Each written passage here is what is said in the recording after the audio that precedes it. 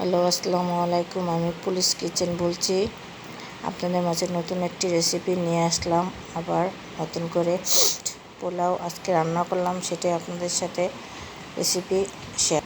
এই যে এখানে রোস্টটা দেখেন কত সুন্দর কালার, কত সুন্দর হয়েছে, খেতেও দারুণ হয়েছে, অনেকই মজাদার হয়েছিল রোস্টটা। মেহমান আসছিল তাই রান্না করলাম। এই যে এখন রোস্টটাকে প্রথমে আমি হালকা একটু হলুদ, লবণ এবং লঙ্কা মেখে রেখে দিয়েছিলাম। ভালো করে ধুয়ে কেচে এটা মেখে রাখছিলাম। তারপরে হালকা ভেজে নিব। যেহেতু রোস্ট করব, তাহলে বেশি ভাজলে রোস্টটা মজা লাগে না, হালকা ভাজা দিব। হালকা ভাজা দিলে রোস্টটা মজা লাগে। এখানে আমি একটু ব্লেন্ড করে নিব। এখানে দিয়ে দিয়েছি পেঁয়াজ, কাজু বাদাম, পেস্তা বাদাম, কাঠবাদাম। কাজু বাদাম একটু কম ছিল, সেজন্য আবার 2-3টা দিয়ে দিয়েছি। কাঁচামরিচ সব একসাথে। আমি সবসময়ই রান্না করলে পেঁয়াজ এগুলো সব ব্লেন্ড করে দিই। ব্লেন্ড করে দিলে আমার তো রোস্টের ঝোলটা গাঢ় গাঢ় হয়, ভালো লাগে খেতে। আমার বাচ্চা খুব পছন্দ করে এইভাবে, সেজন্য আমি এইভাবে আপনাদের মাঝে শেয়ার করলাম। এখন আমি গোটা গরম মশলা দিয়ে হালকা একটু ভেজে নিলাম, তারপর লবণ দিলাম, তারপর একটু আদা রসুন বাটা দিয়ে একটু ভেজে নেব। ওটার স্কিনে উঠে নাই, এটা কেটে গেছে। তার আদা রসুন বাজার কাঁচা গন্ধটা চলে যাওয়ার পরে এখন দিয়ে দিলাম আমি এই যে ব্লেন্ড করা, পেস্ট করা আমার পেঁয়াজ, কাজু বাদাম সব কিছু দিয়ে একসাথে এটাকে একটু ভালো করে কষিয়ে নিলাম। কষিয়ে নেওয়ার পর আমি আবার আস্তে আস্তে এই রোস্টের মশলাটা, এই যে এখানে আমি রোস্টের মশলাটা দিয়ে দিলাম কিছু পরিমাণে। যেহেতু আলাদা আমি বাদাম দিয়েছি, তো সেজন্য রোস্টের মশলাটা পুরোটা দিলাম না, অল্প। এই যে এখানে দিয়ে দেব। তারপর লঙ্কার গুঁড়ো 1.5 চামচ, কাঁচামরিচ তো দিয়েছি, সেজন্য বেশি ঝাল হইব। লঙ্কার গুঁড়ো বেশি দিলে 1.5 চামচ লঙ্কার গুঁড়ো, আর ধনিয়ার গুঁড়ো দিয়ে দিলাম 1 চা চামচ। এই যে দেখেন মশলাটা ভালো করে কষিয়ে নিলাম। তারপরে আমি অ্যাড করে দিব এখন দুধ। এই যে দুধটা আমি এখন অ্যাড করে দিলাম। অ্যাড করে দিয়ে কিছু পানি অ্যাড করে সাথে তারপর মাংসটা দিয়ে দিব। এই যে দেখেন এখন দিয়ে পানিটা দিয়ে ভালো করে একটু বলক আনিয়ে তারপর মাংসটা দিয়ে দিব। মাংসটা দিয়ে মিডিয়াম আঁচে রেখে দিব, ঢাকনা দিয়ে ঢেকে। সবগুলো মাংস এখন একে একে দিয়ে দেব। আমার রান্না যদি আপনাদের ভালো লেগে থাকে, তাহলে একটু আমার চ্যানেলটাকে একটু লাইক কমেন্ট করে দিবেন প্লিজ। আপনাদের আমি পুলিশ কিচেন সবার কাছে দোয়া চাইছি। নতুন আমি এখন সবাই দোয়া প্রার্থনা করছি, আমাদের দোয়া করবেন যেন ভালো করতে আপনাদের লেভেলে যেতে পারি। যারা বড় আছেন তাদের ধরতে পারি। যে দেখেন আমার রোস্ট হয়ে গেছে, পুরো পারফেক্টলি রোস্টটা হয়েছে, খুবই মজাদার হয়েছে। এখন আমি শাহী ডিমের কুরমা রেসিপিটা দেখাবো আপনাদের। একটা প্যানের মধ্যে আমি কিছু তেল দিয়ে দিলাম। তেল দিয়ে যে আমি এখানে পেঁয়াজ, একটু আদা, একটু রসুন, এগুলো আমি ভেজে নিব। সাথে কাঁচামরিচ, কিশমিশ এগুলো দিয়ে দিলাম সব কিছু। কাজু বাদাম আছে সাথে, আমাদের কাঠবাদাম নেই, কাজু বাদাম আছে। এই সবগুলো একটু হালকা ভেজে নিয়ে একটু পানি দিয়ে আমি পেঁয়াজটা সিদ্ধ করে নিব। এই যে দেখেন আমি বানিয়েছি। এই যে তারপরে আমি একটু পানি অ্যাড করে দিব। পানি অ্যাড করে লাল হয়ে গেছে, কিন্তু লাল করবেন না, একটু সাদা সাদা রাখবেন। তারপর কুরমাটা স্বাদই হয়েছে, বেশি লাল হয় না। এই যে মশলাটা আমি একটু লাল করে ফেলেছি, লাল করে বেজবেন না, এই মশলাটা একটু কম ভাজবেন। এইটা পেস্টটা লাল করে বেজলে লাল যাবে। এই যে আমি সিদ্ধ করে নিলাম ঢাকনা ঢেকে। যেমনটা সিদ্ধ হয়ে গেছে মোটামুটি, এখন আমি ব্লেন্ড করে নিব।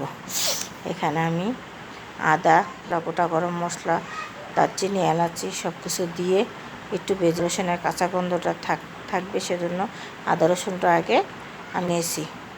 শর্টকাটে দেখাইতেছি, তাই সব কিছু দেখালাম না। যে ব্লেন্ড করা, পেস্ট করা এইগুলো দিয়ে দিলাম। দিয়ে আমি একটু ভালো কষিয়ে নিলাম। তারপরে আমি দিয়ে দিব দুধ।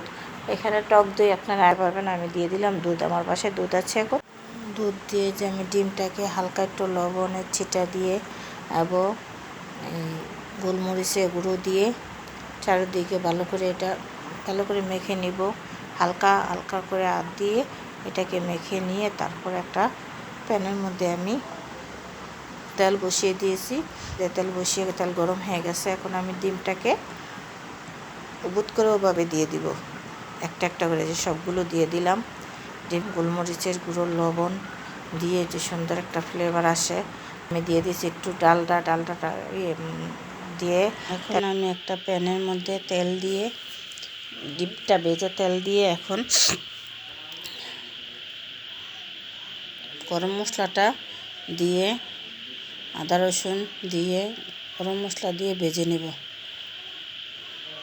এই যে গরম মশলা, আদা রসুন, গরম মশলাটাকে ভেজে নেব কিছুক্ষণ, তারপরে আদা রসুনটা ভেজে নেব। এই যে এখানে দেখেন আদা রসুন আর গরম মশলা ভাজানো হয়ে গেছে। তারপর আমি কিছু ধনিয়া গুঁড়া, কিছু জিরার গুঁড়া দিয়ে দিলাম।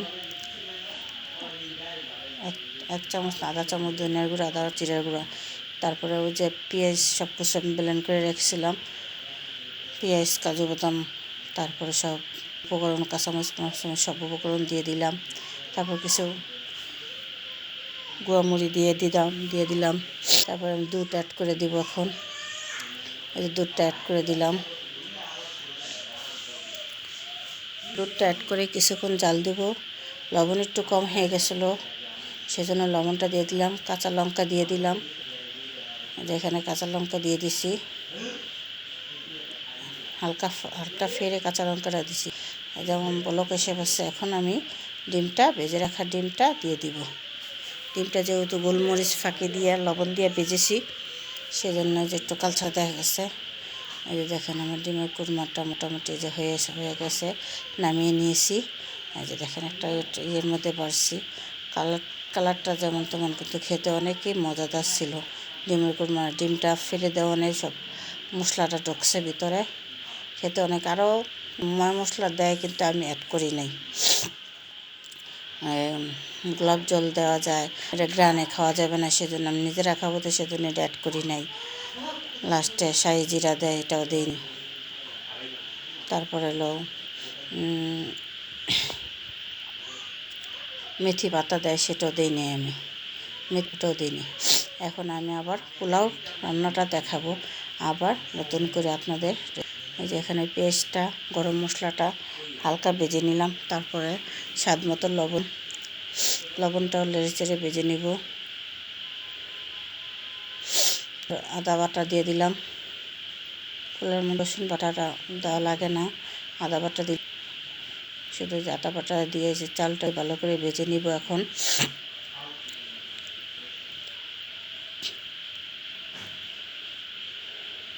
এই চালটাও ভাজা হয়ে গেছে। এখন আমি পানি অ্যাড করে দিব পরিমাণ মতন। যেহেতু আমি 1 কেজি চাল নিয়েছি, 1 কেজি আমি 1.5 কেজি পানি দিব।